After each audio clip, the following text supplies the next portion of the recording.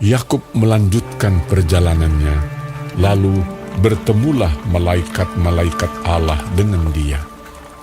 Ketika Yakub melihat mereka, berkatalah ia, "Ini bala tentara Allah."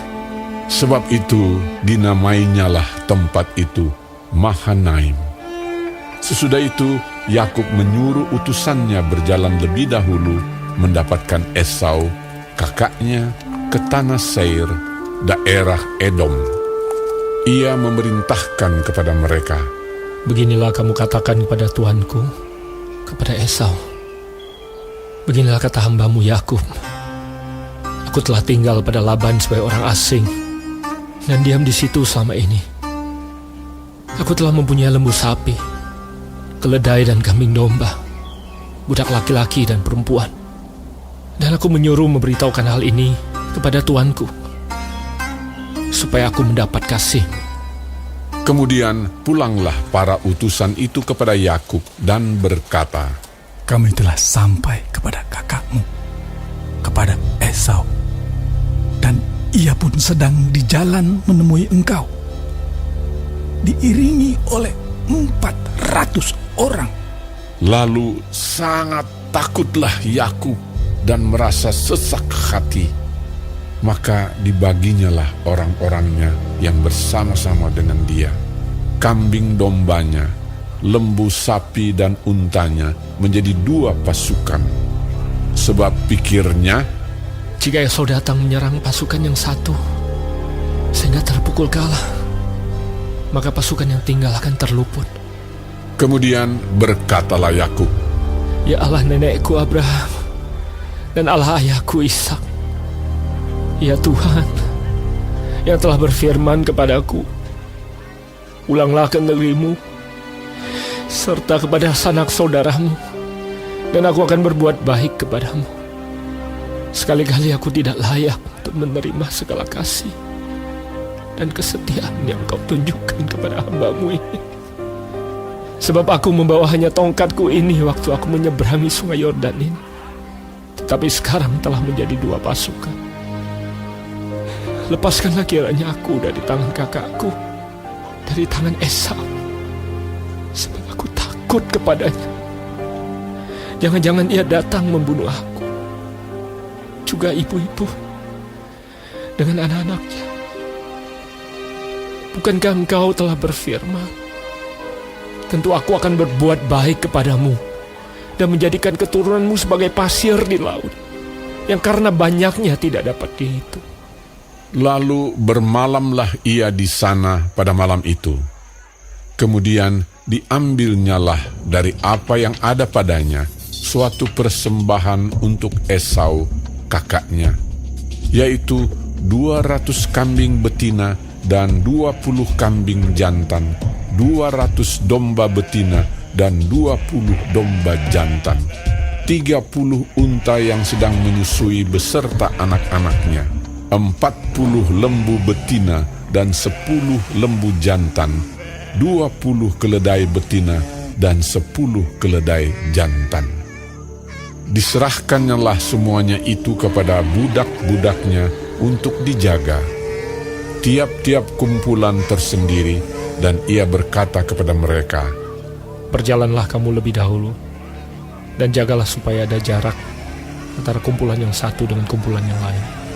Diperintahkannyalah kepada yang paling di muka, Apabila Esau, kakakku, bertemu dengan engkau dan bertanya kepadamu, siapakah tuanmu, dan kemanakah engkau pergi, dan milik siapakah ternak yang di depanmu itu?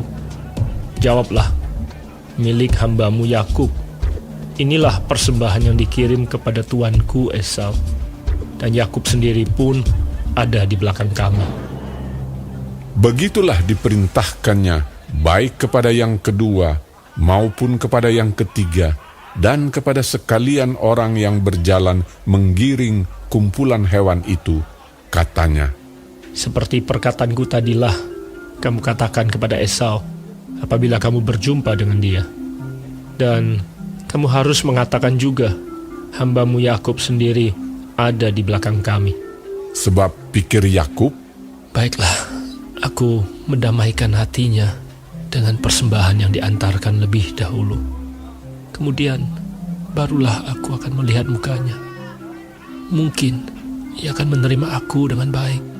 Jadi persembahan itu diantarkan lebih dahulu, tetapi ia sendiri bermalam pada malam itu di tempat perkemahannya. Pada malam itu Yakub bangun dan ia membawa kedua istrinya, kedua budaknya perempuan dan ke-11 anaknya, dan menyeberang di tempat penyeberangan sungai Yabok. Sesudah ia menyeberangkan mereka, ia menyeberangkan juga segala miliknya. Lalu tinggallah Yakub seorang diri, dan seorang laki-laki bergulat dengan dia sampai fajar menyingsing. Ketika orang itu melihat bahwa ia tidak dapat mengalahkannya, ia memukul sendi pangkal paha Yakub, sehingga sendi pangkal paha itu terpelecok ketika ia bergulat dengan orang itu. Lalu kata orang itu, "Biarkanlah aku pergi, karena fajar telah menyingsing." Sahut Yakub, Aku tidak akan membiarkan kau pergi jika engkau tidak memberkati aku. bertanyalah orang itu kepadanya. "Siapakah namamu?" Sahutnya. Yakub.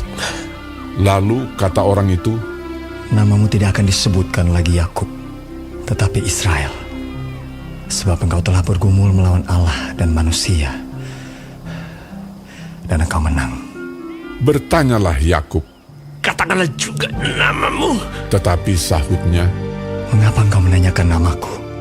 Lalu diberkatinyalah Yakub di situ. Yakub menamai tempat itu Peniel, sebab katanya, Aku telah melihat Allah berhadapan muka, tetapi nyawaku tertolong. lalu tampaklah kepadanya matahari terbit ketika ia telah melewati Peniel, dan Yakub pincang karena pangkal pahanya. Itulah sebabnya sampai sekarang orang Israel tidak memakan daging yang menutupi sendi pangkal paha, karena dia telah memukul sendi pangkal paha Yakub pada otot pangkal pahanya.